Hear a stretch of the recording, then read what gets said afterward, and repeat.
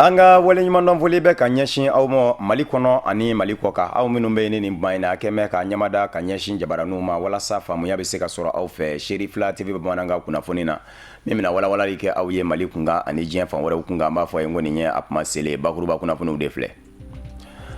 Alamisado Novembre kalo tile 3 Algerikaw ka ministre ɲɛma bisimilala Mali jamana ministre ɲɛma Modibo Keita fɛ pankurunjigi kɛnɛ kan a nakun ye fɛn min ye jɛɲɔgɔnya min bɛ jamana filaw ni ɲɔgɔn cɛ ani jɛkulu min sigilen don sen kan jamana filaw fɛ commission mixte ka lajɛ ka dɔ fɔ o kun kan tɛgɛnɔbila bɛna kɛ bɛnkan sɛbɛn caman de la jamana filaw ni ɲɔgɔn cɛ a ka taama in sen fɛ Jɛkulu min b'an ka jamana kɔnɔ ni a ɲɛsin bɛ dɔrɔgu kɛlɛli ma olu ye dɔrɔgu tɔni caman de jeni dɔrɔgu minnu minɛna a jagobaw la minnu ni olu bɛ doni a ye an ka jamana kɔnɔ o jenini baaraw kɛra araba tɛmɛnen Novembre kalo tile 2 Kati cercle la Diongaw fɛ bamanankan kunnafoni na kumabaw ye ninnu de minnu ni sɔnni u bɛ walawala aw ye aw dangana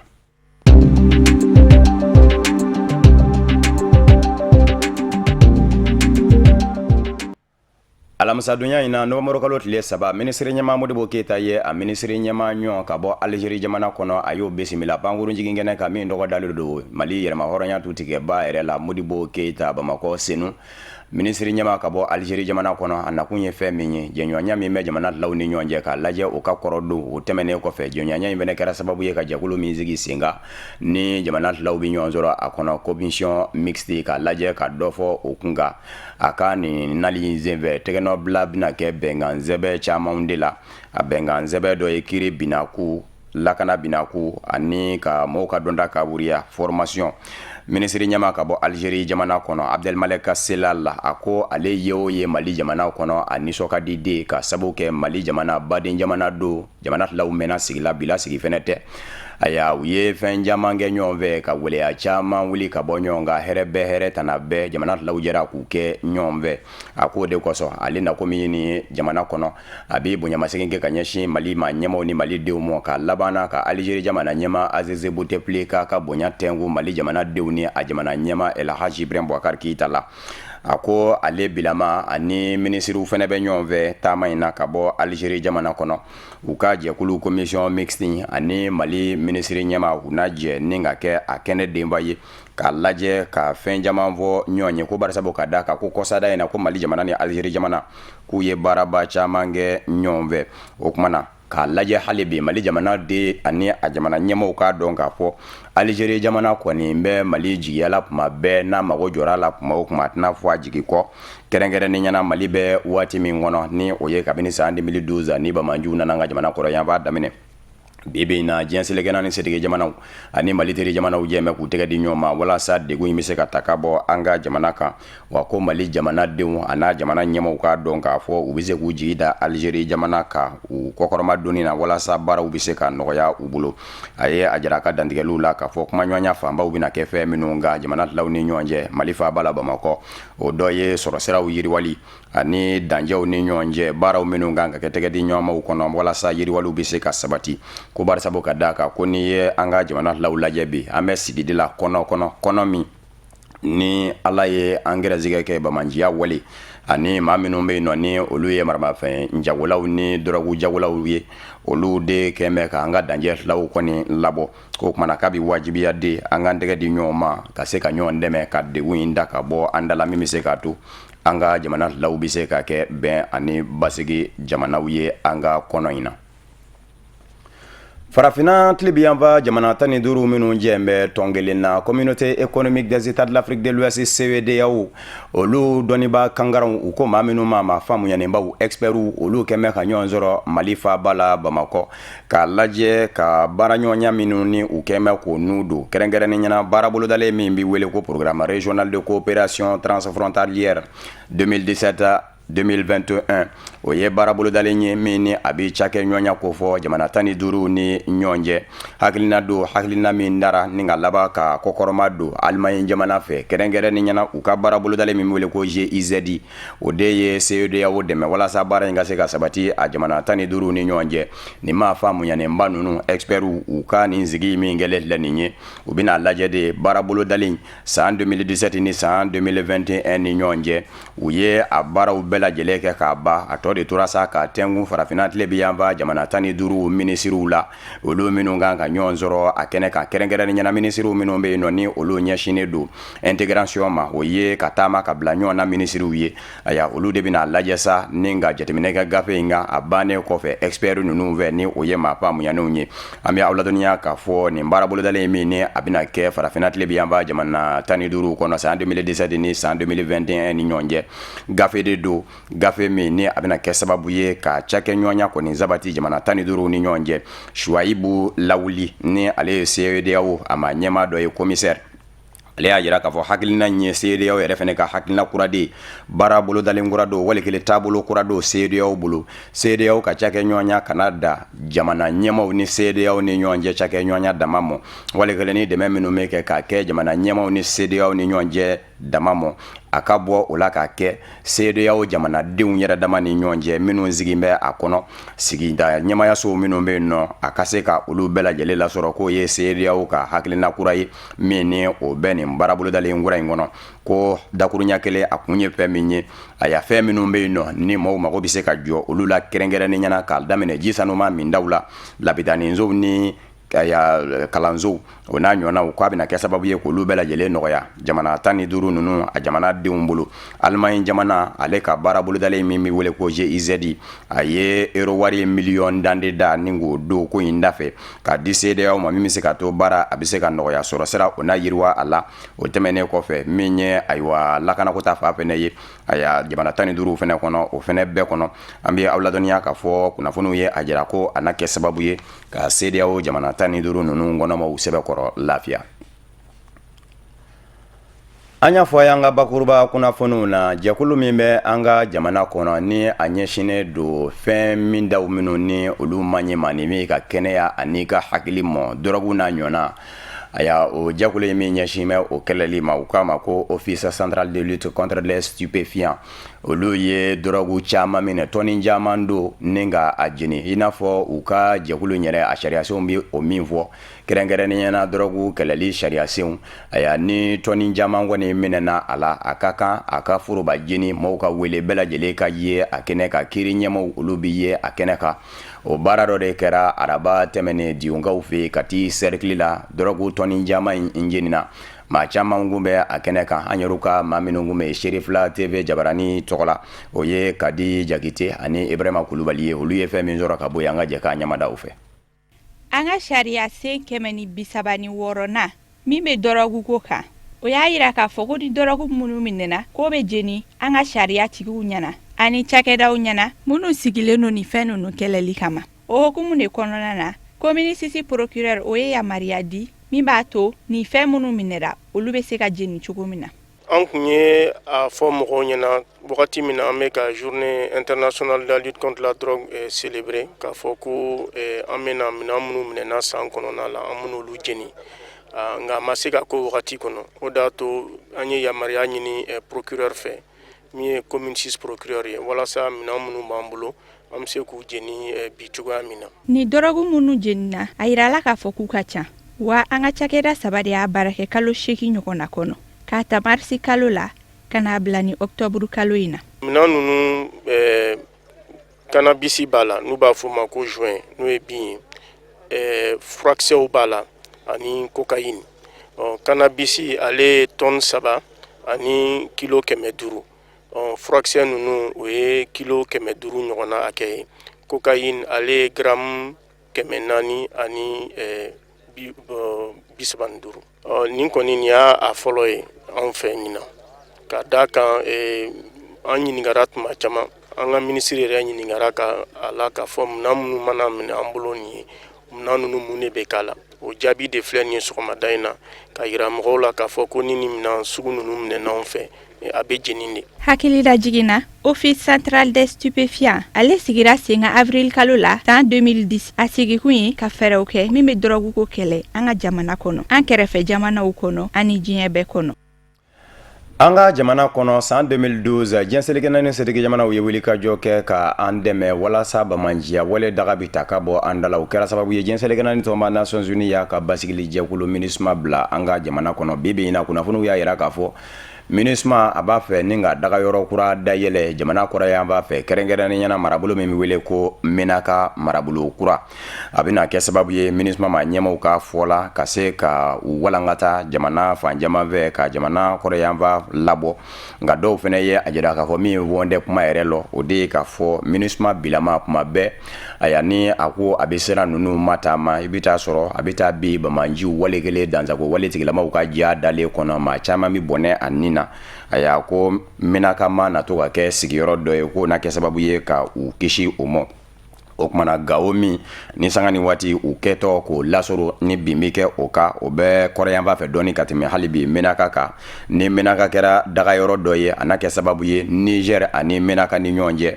u b'a fɛ ka fɛn minnu doni ka taa ni a ye Gao yanfan fɛ o bɛ bɔ Niger ka sin ka si Menaka la siɲɛ kelen ka baara nɔgɔya ni ka cɛden ninnu kisi bamanjiw ka wulikajɔw n'u ka ŋwaraw dali ma kunnafoniw ye a jira k'a fɔ bi in na Allemagne jamana kɔni gɛn bɛ ka jira k'a fɔ ale ye dagayɔrɔ dɔ dayɛlɛ Niger jamana kɔnɔ dagayɔrɔ min bɛna kɛ sababu ye ka MINUSMA a lasɔrɔ ja Mali kɔnɔ kuma o kuma ni wulikajɔ kɛra ko mina dɔw kan ka gwɛngwɛ ka na ni u ye Mali la a y'a Allemagne ka dagayɔrɔ in Niger jamana kɔnɔ o n'a kɛ sababu ye k'o nɔgɔya MINUSMA lakaw bolo o de kosɔn ni hakilina min kɔni sigilen don senkan nin ye k'a fɔ ko Menakakaw fɛ yen base kura bɛna dayɛlɛ MINUSMA tɔgɔ la MINUSMA ma ɲɛmaw kɔni ye a jira k'a fɔ a dabɔkun de ye hali bi u bɛ se ka jamana kɔrɔ yan b'a labɔ u ka maa la cogo min na nka dɔw kɔni ye a jira k'a fɔ a dabɔkun ye u ni bɛ se ka kisi o de b'an sɛnsɛn ka se diɲɛ fan wɛrɛ kunnafoniw sɔrɔli ma Congo Kinshasa jamana kɔnɔ bi in na daba wuli bɛ yen ka sababu kɛ jamana ɲɛmaa Joseph Kabila ka mandat filaw kɔni dafara nka mandat dafalen ale kɔni ma se ka taali ko kuma fɔ maa ye bari sabu ka da kan ɲinan za yɛrɛ de kɔnɔ jamana kuntigisigi kalata kun kan ka kɛ ka na ni jamana ɲɛmaa kura wɛrɛ ye nka jamana ɲɛmaa Joseph Kabila n'a nɔfɛmaw a ka fanga kɔnɔ u kɛ mɛ ka kan caman da k'u kɛ dalilu ye o k'a dɔ ye k'a fɔ ko nafolo tɛ bolo la min bɛ se ka kalata in labɛn o tɛmɛnen kɔfɛ minɛn minnu ni olu kan ka ɲini ka bila kalata yɛrɛ ka bolo ka ko ma se ka sabati kalata sɛbɛn min ni o fɛnɛ kan ka sɛgɛsɛgɛ k'o fiɲɛw furakɛ maa minnu sera wete ye ni olu ye san 18 don maa kuraw la k'olu don o gɛndɛ minnu fɛnɛ bɛ yen ni olu fatura olu tɔgɔw yɔsili ka bɔ sɛbɛn la k'o fɛnɛ ma kɛ ko kumana k'a kɛ man di ɲina nka fanga sinamatɔn kɔni ye a jira k'a fɔ a kɛli yɛrɛ de kun tɛ u kɔnɔ ko barisabu ka da kan ko bi ma dugujɛ a ko tun bɛ se ka labɛn kabini waati jan nka diɲɛ seleke naani tɔma Nations Unies kɔni gɛmɛ k'i sigi k'a lajɛ k'a fɔ ni wulikajɔw ma kɛ joona ko in laban bɛ taa ka bɛɛ lajɛlen bolo da yanni ta ka bila forobamugu la u yɛrɛ dama ni ɲɔgɔn cɛ lasigiden damadɔw kɔni bɛ yen nɔ kunnafoniw ye a jira k'a fɔ diɲɛ seleke naani tɔma Nations Unies tɔgɔ la olu bɛna taama kɛ ka ɲɛsin Congo Kinshasa ma Novembre kalo tile 10 a n'a tile 14 a kun ye fɛn min ye ka taa fɔ jamana ɲɛmaa Joseph Kabila ye a k'a lajɛ ka waati jɔnjɔn fɔ maaw ye kalata labɛnni na kɛrɛnkɛrɛnnen ɲɛna bɛɛ lajɛlen bɛ se ka bɛn kan min kan o ka fɔ joona ko barisabu ka da kan 2018 min wɔlen don ka fɔ kalata bɛ labɛn o kɔnɔ a y'a ko o fɔra sigikafɔ dɔ de kɛnɛ kan sigikafɔ min ni fanga sinamatɔnw ye a jira k'a fɔ olu kun dɛrɛ ka sababu kɛ ko fanga sinamatɔ minnu kun bɛ a kɛnɛ kan k'a bɛɛ lajɛlen jamana ɲɛmaa Joseph Kabila n'a ka fanga masuruna fanga ɲini jɛkulu de ye o kumana a kɔrɔfɔw gwɛlɛyalen don o de kosɔn maa ninnu u bɛna taama ka ɲɛsin Congo Kinshasa ma ka Joseph Kabila n'a hakili jira ɲɔgɔn na Ismaël Gaspard Martin ale ye Angolakaw ka lasigiden ye ale y'a jira k'a fɔ u bɛna taa de n'a ma ɲɛ min kɔ a bɛ k'o ye ka wajibiya jamana ɲɛmaa Joseph Kabila ma don jɔnjɔn ka fɔ maaw ye kalata labɛnni kun kan ko barisabu ka da kan ni mada dafara a ka maa kura ka na jamana ɲɛmaaya la François Delattre o ye Faransikaw ka lasigiden ye diɲɛ seleke naani tɔnba Nations Unies kɛrɛfɛ ale y'a jira k'a fɔ a ka kan jamana ɲɛmaa Joseph Kabila a ka sɔn jamana sariya sunba ka sariya sew ma k'a fɔ n'i ye mandat la kɛ i man ka dɔ wɛrɛ ɲini o kumana a k'i sen bɔ a la kalata ka labɛn maa kura wɛrɛ ka na jamana kunna an bɛ aw ladɔnniya k'a fɔ Jean-Marc Ayrault ni o ye Faransikaw ka minisiri ye min ɲɛsin bɛ Faransi ni jamana wɛrɛ ni ɲɔgɔn cɛ koɲɛ ɲɛnabɔw ma dɔgɔkun tɛmɛnen na ale kun ye i da se a kuma k'a jira k'a fɔ jamana ɲɛmaa Joseph Kabila a k'a fɔ maaw ye k'a fɔ a bɛ fanga bila kalata ka labɛn maa kura ka na o kɛra sababu ye ka Congo Kinshasa maa ɲɛmaw a n'a fanga kɔni dɔrɔ ko barisabu ka da kan ko a ye taari i nu don fɛn na fɛn min tɛ a ɲɛsira la. Kenya ma ɲɛmaw ye dantigɛli dɔ kɛ k'a fɔ olu ka kɛlɛcɛw minnu bɛ diɲɛ seleke naani tɔnba Nations Unies ka basigili jɛkulu kɔnɔ Sudan du Sud jamana kurani kɔnɔ olu minnu sen tɛ ka bɛn yɛrɛ Riek Machar ani Salva Kiir n'u bɛ ka basigili kɛ ko olu ka kɛlɛcɛ 1000 min bɛ yen ko u laban mago bɛna jɔ u la k'u wele u ka segin ka don Kenya jamana kɔnɔ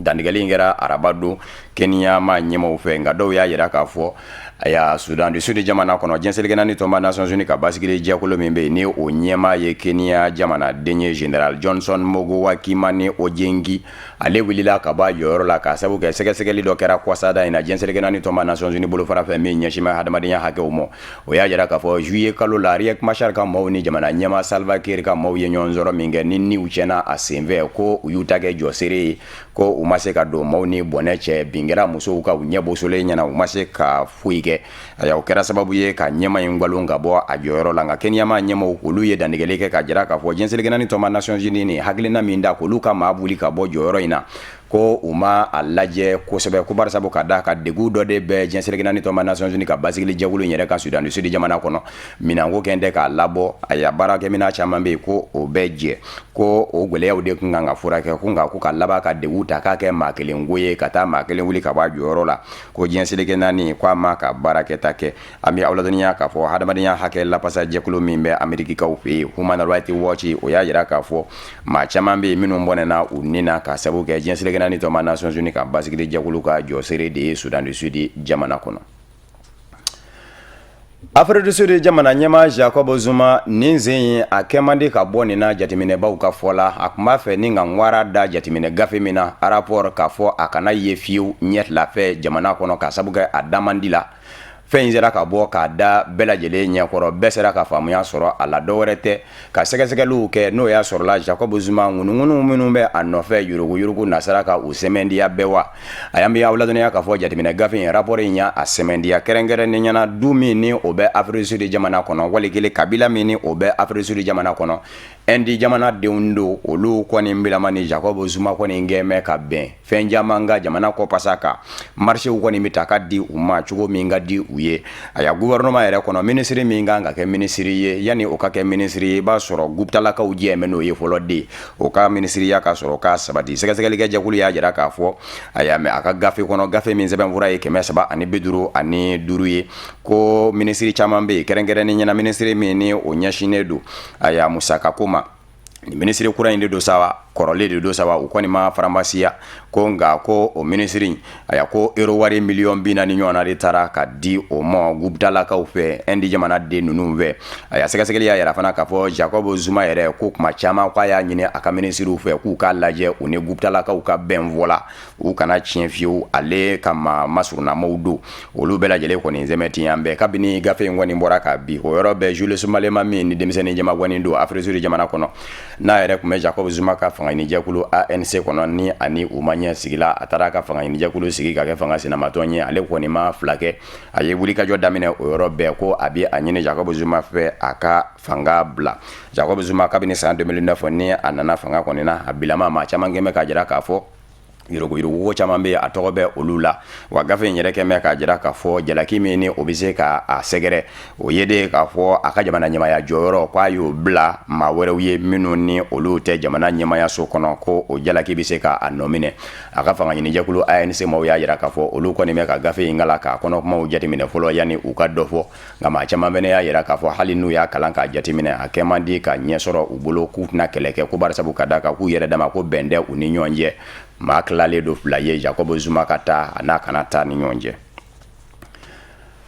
nin y'a siɲɛ fɔlɔ ye nin ka kɛ Ameriki jamana kɔnɔ jamanakuntigisigi kalata la jamana ɲɛma k'i to jamana ɲɛmaya la ka a jɔyɔrɔ bila k'i kɛ mankutu waatiw kan ni o ye kampaɲi ye Barack Obama de y'o kɛ Hillary Clinton ye a ka ministre kɔrɔ min ɲɛsinnen kun do Ameriki ni jamana wɛrɛ ni ɲɔgɔn cɛ kun ye ɲɛnabɔ o ma jamana ɲɛma kɔrɔ Bill Clinton ni furumuso ale min ni Donald Trump bɛ ɲɔgɔn na bi ni o ye George Bush ka fanga ɲini jɛkulu cɛbɔ ye a y'a ale bilama kunnafoniw ye a jira k'a fɔ jatew minnu ni olu bɛ to ka bɔ sondage a y'a ko Donald Trump bilama k'a bɛ Hillary Clinton ɲɛ dɔɔni o de kosɔn Barack Obama n'a ma ɲa k'a fɔ ale furadama kɛmɛ ka jira k'a fɔ a ka maa kɔni ye Hillary Clinton ye u bɛɛ lajɛlen bɛ fanga ɲini jɛkulu kelen kɔnɔ a kɔni bɔn bɛ bi ni ka kɛnɛ minɛ fa bɛɛ lajɛlen la a bi ye kɛnɛbaw ka to ka Hillary Clinton ni mankutu kɛrɛnkɛrɛnnen ɲɛna marabolow minnu bɛ Ameriki jamana kɔnɔ ni olu ka maa kalatata fanga ka bon a bɛ k'i ɲɛsin olu yɔrɔw de ma san 2008 don min na Barack Obama bina fanga na aya o kalata senfɛ ni ye ayiwa ni yɔrɔ dama dɔw sigi kɛmɛ sara la i b'a ye k'a fɔ 90 ɲɔgɔn na olu de ye kalata Barack Obama ye wa ma fanba o ye maaw de ye minnu lasulu ye farafina ye u k'u ma ko afro américain dɔw k'u ma ko nord américain olu bilama sa Barack Obama de b'a fɛ olu ka ɲaɲani fɛnɛ kɛ ka ɲɛsin Hillary Clinton mɔ u ka dɔn k'a fɔ n'u ye Hillary Clinton da a bina fɔ ale de bɛ fanga na ka sabu kɛ ale ye baara min kɛ a ka san 8 kɔnɔ Hillary Clinton mina na tɛmɛ ni o tɔ de ko nka ko ni maakura wɛrɛ kɔni nana o n'a kɛ sababu ye ka fu siri o baara la k'a kɛ tɔ ka jɛ ye bawo Donald Trump fura dama a ma musala ka kɛ ko Barack Obama ye hakilina fɛn o fɛn da Ameriki ye n'ale nana ale yɛrɛ bolo a damaden Ameriki la Ameriki bina dingɛ dɔ de kɔnɔ o kumana ale na fu siri a hakilinaw bɛɛ lajɛlen la o de kosɔn Barack Obama u ka kunnafoni di so radio so min ni o bɛ Ameriki jamana kɔnɔ ni a lamɛnnen don kosɛbɛ kɛrɛnkɛrɛnnen ɲɛna a bɛ kɛ sɔgɔmada yan b'a fɛ ko Tom Joyner Morning Show a ye bisimilali kɛ o yɔrɔ la a ye kuma dɔw kɛ ka ɲɛsin a farafindenɲɔgɔnw ma u k'a dɔn k'a fɔ ale kɔni bilama a bɛ fɛn min nɔfɛ bɛɛ lajɛlen ka wete Hillary Clinton ye an bɛ aw ladɔnniya k'a fɔ FBI ni o ye lakana tigilamaw ye olu fɛnɛ kɛn bɛ ka wulikajɔ kɛ Hillary Clinton nɔfɛ k'a fɔ ma min na a bɛ secrétaire d'État ya la ni o ye ministre ye min ɲɛsin bɛ jamana ni jamana wɛrɛ ni ɲɔgɔn cɛ koɲɛ ɲɛnabɔw ma u k'a sen bɛɛ k'a ka kolobo kalaba k'o kɛ o kɛra sababu ye ni ka a bila a ka bataki ci wali telefoni na min lakanan dɛ a y'a ko tun bɛ se ka kɛ sababu ye juguw ka se ka bɔ jamana kunkanko dɔ kalama k'a ta k'a kɛ ka jamana kɛlɛ o bilama hali bi o sɛgɛsɛgɛli da yɛlɛmɛ ko kuran ka Barack Obama y'a jira k'a fɔ ale bɛ se ka fɛn min kɔni fɔ FBI lakaw ye u ka dɔn k'a fɔ nin kuma in tɛ a kɛ kuma ye a ya maa tɛ se k'a fɔ k'i bɛ maa nɔ minɛ bisigi ka dalilu jɔnjɔn foyi t'i bolo min b'a jira k'a fɔ a ya fɛn min wale filɛ nin ye ko tiɲɛ don k'a ka kan n'i ma ɲa k'i bɛ sɛgɛsɛgɛli kɛ i ka dalilu jolen kɔni sɔrɔ nka FBI lakaw kɔni ye a jira k'a fɔ olu bɛ ka sɛgɛsɛgɛli kura min dayɛlɛ nin ye u ye sabati de sɔrɔ k'a fɔ a tun bɛ se ka tɔɔrɔ lase jamana ma o de kosɔn u ye sɛgɛsɛgɛli in dayɛlɛ ko kura wa sɛgɛsɛgɛli in fɛnɛ de dayɛlɛlen de fɛnɛ kɛra sababu ye ni ka Donald Trump yɛrɛ bila Hillary Clinton ni sanjɛ dɔɔni kalata in na o de bi dansigi bamanankan kunnafoni na min farala ɲɔgɔn kan ka lase aw ma kunnafoni diso ɲɛmayaso fɛ ka bɛn ni nin kuma ɲɛ k'aw fo ka wale ɲuman dɔn laseli wɛrɛ an bɛ ɲɔgɔn sɔrɔ nin kɛnɛ kelen kan ka yan'o cɛ an bɛ jɛ ka masa in deli yarabiyama ala ka waati wɛrɛ yira ne ni aw la